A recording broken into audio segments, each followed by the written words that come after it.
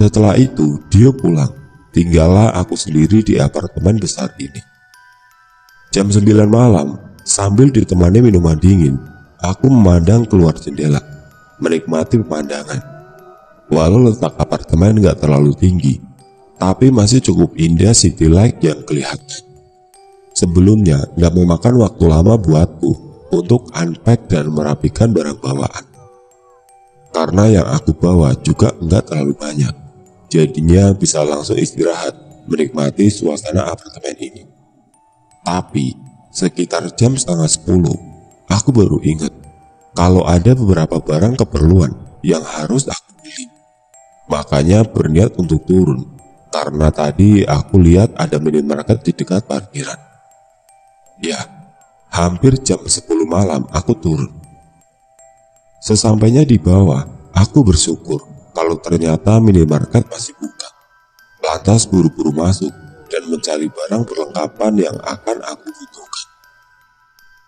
Gak lama, ketika sudah selesai, aku langsung keluar minimarket. Tapi, alih-alih langsung kembali ke atas, aku malah memilih untuk duduk terlebih dahulu di salah satu kursi di dekat pintu masuk. Ada semacam taman kecil. Aku duduk di situ. Ingin sejenak menikmati udara luar di Jakarta. Melihat-lihat orang lalu lalang, kurang kerjaan memang. Tapi gak lama. Setelah sudah habis segelas kopi dan beberapa batang rokok, akhirnya aku memutuskan untuk masuk naik ke atas. Sudah hampir jam 11, sudah sedikit orang yang kelihatan di lobi dan sekitarnya. Mungkin karena sudah penghujung minggu juga. Nyari sendirian, aku melangkah menuju lobi. Ketika sudah sampai di depan lift pun, aku tetap sendirian. Pintu lift terbuka. Aku lalu melangkah masuk. Gak terlalu memperhatikan sekitar, karena aku sambil terus melihat layar ponsel di genggaman. Sedang terlibat percakapan seru, pesan pendek dengan Gia. Nah, ketika aku hendak menekan tombol di angka 9, ternyata tombolnya sudah menyala. Berarti sudah ada yang menekan sebelumnya. Melihat itu, aku langsung kembali memperhatikan layar ponsel, kembali ke posisi semula. Tapi, beberapa detik kemudian, aku terkejut ketika mengetahui kalau ternyata ada orang lain di dalam lift. Aku gak sendirian. Dia berdiri di sudut kiri belakang. Aku baru sadar akan hal itu ketika sejenak mengalihkan pandangan dari ponsel, lalu melihat ke pintu. Dari pantulan pintu lift inilah, aku bisa melihat ada laki-laki di belakangku. Refleks aku menoleh ke belakang, memandang wajahnya, lalu tersenyum menyapa. Lelaki berumur sekitar 40 tahunan, perawakan tinggi kurus, berpakaian santai dengan celana jeans dan kaos warna gelap. Dia membalas senyumku. Beberapa belas detik kemudian, pintu terbuka di lantai 9. Aku lalu keluar, melangkah ke arah kiri. Di dalam lift beberapa saat sebelumnya, aku melihat kalau tombol yang menyala hanya tombol nomor 9. Seharusnya lelaki tadi juga ikut keluar, tapi aku gak mau terlalu memperhatikan, lebih memilih untuk terus melangkah. Nah, saat itu aku sama sekali gak mendengar ada suara langkah di belakangku. Tentu saja aku penasaran, lalu akhirnya menoleh. Ternyata kosong, gak ada siapa-siapa. Lelaki tadi sepertinya masih di dalam lift, tapi aku gak bisa memastikan, karena posisi berdiri sudah gak bisa lagi memandang langsung ke dalam lift. Ya sudah, aku kemudian melanjutkan langkah. Tetap, lagi-lagi aku sama sekali gak mendengar ada suara orang melangkah di belakang. Hanya suara langkah kakiku saja yang kedengeran di lorong. Beberapa belas detik kemudian, aku sampai juga di depan pintu. Lagi-lagi, aku terkejut. Ketika sedang berusaha membuka pintu, dari ujung mata, aku melihat seperti ada orang yang sedang berjalan di ujung lorong. Sontak aku langsung menoleh. Benar, ada orang. Ternyata itu adalah lelaki yang tadi, lelaki yang satu lift denganku. Setelah jarak kami sudah cukup dekat, lagi-lagi aku tersenyum menyapa, walau masih agak sedikit kaget. Dia membalas senyumku. Setelahnya, aku langsung masuk apartemen. Di sisa malam itu, aku tidur kurang nyenyak. Mungkin karena tempat baru, bukan tempat yang biasa aku tinggal. Jadinya malah lebih banyak berkutat dengan ketidaknyamanan. Atau mungkin karena alasan lain. Singkat cerita, sudah seminggu lebih aku tinggal di Jakarta. Dalam beberapa hal sudah mulai terbiasa dengan liuk polanya. Walau di beberapa hal lain, aku masih keteteran dan harus terus berusaha mengerti dan memahami. Dalam hal pekerjaan, aku sangat menikmati semuanya. Lingkungan baru yang asik, great company, rekan kerja yang sangat menyenangkan. Pokoknya aku senang. Sama sekali belum menemukan hal yang enggak menyenangkan. Aku happy. Tapi masih ada yang mengganjal. Ini tentang apartemen tempat tinggalku. Ada beberapa keganjilan yang aku rasakan. Semuanya terjadi sejak awal aku tinggal di sini. Seperti aku bilang tadi, mungkin saja karena ini adalah tempat baru, butuh waktu agak lama untuk adaptasi. Mungkin saja begitu. Semoga hanya itu alasannya. Tapi yang aku rasakan agak aneh. Seringkali merasa sepi, aku gak sendirian di apartemen ini. Agak seram kan, tapi begitu adanya. Nyaris setiap malam aku sangat susah tidur. Sekalinya terlelap, selalu gak nyenyak. Kalau mata terpejam, sering merasa kalau seperti sedang ada yang berdiri memperhatikan. Seperti itu. Makanya aku takut untuk memejamkan mata. Lampu ruang tengah selalu aku biarkan menyala terang, siang atau malam. Malam hari, ketika sudah di tempat tidur, pintu kamar selalu aku biarkan terbuka, supaya ruang tengah bisa tetap terlihat. Imajinasiku jadi gak kemana-mana. Kalau sudah tengah malam, suasana sangat hening. Jadinya suara sekecil apapun jadi jelas terdengar, terutama langkah kaki orang berjalan di lorong depan. Iya, langkah kaki. Beberapa kali aku mendengar suara orang sedang melangkah di lorong tengah malam. Wajar, mungkin iya, karena kemungkinan besar itu adalah penghuni apartemen yang lain. Tapi ada suara langkah yang sangat khas.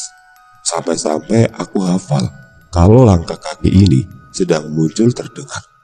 Ditambah juga karena langkahnya selalu seperti berhenti tepat di depan pintu apartemenku. Tapi awalnya aku gak terlalu memikirkan, karena mungkin saja itu adalah penghuni apartemen yang letaknya tepat persis di depan. Jadi kedengaran selalu berhenti di depan pintu. Itu awalnya. Tapi lama-kelamaan aku jadi penasaran. Setelah beberapa kali mendengar suara itu lagi, dan selalu saja langkahnya berhenti di depan pintu. Selasa malam, seharian ini aku diajar dengan kegiatan yang sangat melelahkan. Hari yang cukup menantang. Tapi syukurlah akhirnya bisa terlewati. Ditemani segelas minuman dingin, sampai hampir jam 11, aku masih duduk menonton TV di ruang tengah. Melepas lelah, menenangkan pikiran. Lelahnya masih terasa, karena baru tadi jam 9, aku sampai apartemen. Seperti biasa, aku sendirian, sepi ditemani kekosongan ruang. Hening suasana terasa sangat, walau suara TV memonopoli. Mungkin karena sudah terlalu lelah, beberapa kali aku ketiduran di atas sofa ruang tengah ini. Tapi kemudian terkesiap terjaga lagi. Sampai akhirnya, sekitar jam setengah 12 malam, tiba-tiba hening, sepi, nggak lagi mendominasi. Ada suara yang akhirnya memecah sunyi. Ada langkah kaki, terdengar ada suara orang yang sedang berjalan di lorong. Suara langkah kaki yang sudah beberapa kali aku dengar sebelumnya. Bunyinya khas, iramanya sudah aku hafal. Suara langkah yang selalu berhenti tepat di depan pintu, selalu seperti itu. Tapi kali ini berbeda. Entah apa yang menyulut, aku malah langsung bangun dari duduk, lalu melangkah menuju pintu. Ingin tahu siapakah yang sedang melangkah itu. 'Penasaran. Dan benar, kali ini pun sama. Langkahnya, selalu seperti itu. Tapi kali ini berbeda. Entah apa yang menyulut, aku malah langsung bangun dari duduk, lalu melangkah menuju pintu. Ingin tahu siapakah yang sedang melangkah itu. Penasaran. Dan benar, kali ini pun sama. Langkahnya, selalu berhenti tepat di depan pintu. Ya sudah, selang beberapa detik kemudian, aku langsung membuka pintu. Kosong. Di depan pintu gak ada siapa-siapa. Celingak-celinguk, aku melihat ke arah lorong. Sama sekali gak ada orang. Gak ada pintu apartemen lain yang terbuka juga. Siapa sih tadi yang jalan? Aku bergumam sendiri.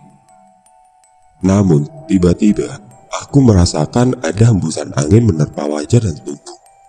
Angin ini seperti berembus dari lorong, lalu masuk ke dalam apartemen. Saat itu tiba-tiba merinding. Tentu saja aku lalu langsung menutup pintu. Di dalam apartemen, aku merasa ada yang aneh. Hawanya beda. Sudahlah. Aku langsung mematikan TV, lalu masuk kamar. Namun tetap pintunya aku biarkan terbuka. Di dalam kamar, aku merebahkan diri di tempat tidur. Memaksa diri melakukan hal yang sepertinya mustahil untuk dilakukan saat ini, yaitu tidur. Ya, mana mungkin aku bisa tidur. Sejak beberapa menit yang lalu, perasaanku sudah gak enak. Apartemen ini hawanya makin aneh. Beberapa kali aku memaksa mata untuk terpejam, tapi gak bisa. Karena selalu merasa seperti ada yang sedang memperhatikan kalau mata tertutup. Sampai akhirnya, entah di percobaan keberapa, aku hampir sukses terlelap. Tapi tetap merasakan ada keanehan. Namun kali ini sangat berbeda. Ada yang beda. Antara sadar dan gak sadar, dalam keadaan mata terpejam, aku merasa seperti ada yang sedang memperhatikan. Aku merasakan seperti itu. Sontak perasaan makin gak enak. Rasa takut dan cemas menyeruak cepat memenuhi pikiran. Mata masih terpejam. Aku belum berani membukanya. Sampai ketika aku merasa kalau ada yang menghalangi cahaya lampu ruang tengah untuk masuk dalam kamar. Aku merasa seperti itu. Curiga, penasaran. Akhirnya aku memberanikan diri untuk membuka mata pelan-pelan. Gak ada pilihan lain. Ya, yang aku rasakan gak salah. Ternyata memang ada yang menghalangi cahaya lampu ruang. Ada sosok yang sedang berdiri di pintu kamar. Dia berdiri tepat di pintu. Dia memperhatikan aku yang tengah berbaring. Aku seperti mati. Tubuh gak bisa digerakkan. Lemah lunglai ketakutan. Siapa dia? Aku gak tahu. Karena wajahnya gelap, tertutup cahaya dari belakang. Tapi beberapa belas detik kemudian, aku pelan-pelan tersadar kalau sosok ini, tampilan fisiknya mirip dengan lelaki yang pernah aku temui di dalam lift ketika baru datang tempo hari. Ya, aku yakin itu dia. Terus seperti itu, dia berdiri di pintu. Dia memperhatikan, sementara aku tetap terkunci ketakutan. Hingga akhirnya sosok lelaki ini bergerak juga. Dia melangkah pelan menuju ruang tengah. Sungguh pemandangan yang mengerikan. Untaian kalimat doa aku baca dalam hati untuk menenangkan diri. Setelah sosok itu hilang dari pandangan, aku lalu perlahan mulai berdiri, meraih ponsel, berniat untuk lari keluar apartemen. Langkahku sangat pelan, sebisa mungkin gak menghasilkan suara ketika menuju pintu kamar. Sesampainya di pintu kamar, di titik ini, aku bisa melihat isi ruang tengah dengan jelas. Beberapa detik aku terpaku ketika melihat ada pemandangan yang mengerikan. Sosok yang tadi itu ternyata sedang duduk di sofa, duduk menghadap aku. Ruang tengah yang terang benderang membuatku bisa dengan jelas melihat semuanya. Lelaki ini sungguh sangat menyeramkan. Wajahnya pucat dengan lingkar gelap di sekitar mata. Yang paling menyeramkan, bajunya basah dengan cairan berwarna gelap. Setelah aku perhatikan lebih seksama, ternyata cairan gelap itu adalah darah. Darah yang mengalir dari lehernya. Ya, di lehernya ada luka menganga mengeluarkan darah. Beberapa detik kemudian, lelaki itu tersenyum dengan ekspresi datar. Entah ada tenaga dari mana, tiba-tiba aku bisa lari menuju pintu, lalu pergi keluar. Di lobi bawah, aku lalu sejenak mengukur nafas, menenangkan diri. Saat itu aku ingat dengan omongan Dio, kalau dia bersedia aku telepon kalau ada apa-apa kapanpun. Makanya aku langsung menelponnya. Gak lama, sekitar 1 jam kemudian Dio datang. Singkatnya, kemudian aku ceritakan semua kejadian seram yang baru saja aku alami. Setelah malam itu, aku gak pernah bermalam di apartemen itu lagi. Gak berani.